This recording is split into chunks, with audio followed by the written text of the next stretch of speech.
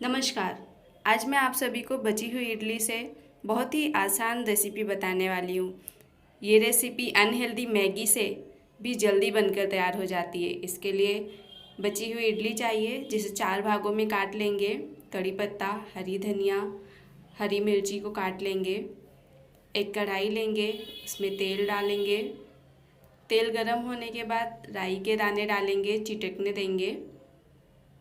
उसके बाद कड़ी पत्ता डालेंगे, हरी मिर्च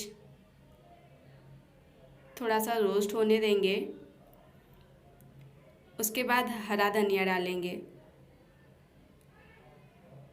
हरा धनिया थोड़ा सा पकने देंगे, मिला लेंगे अच्छी तरह से। यहाँ पर आप अपनी पसंद के सूखे मसाले भी डाल सकते हैं। मैं सिर्फ हल्दी डाल रही हूँ। आप लाल मिर्च पाउडर, धनिया पाउडर, जीरा पाउडर भी डाल सकते हैं। अच्छी तरह से मिला के कटी हुई इडली डाल लेंगे। इन्हें मिलाकर अपने स्वाद अनुसार नमक डालेंगे।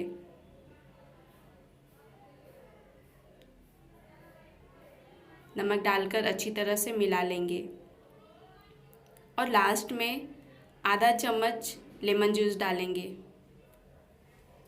देखिए कितना जल्दी हेल्दी और फ्रेश नाश्ता बनकर तैयार है।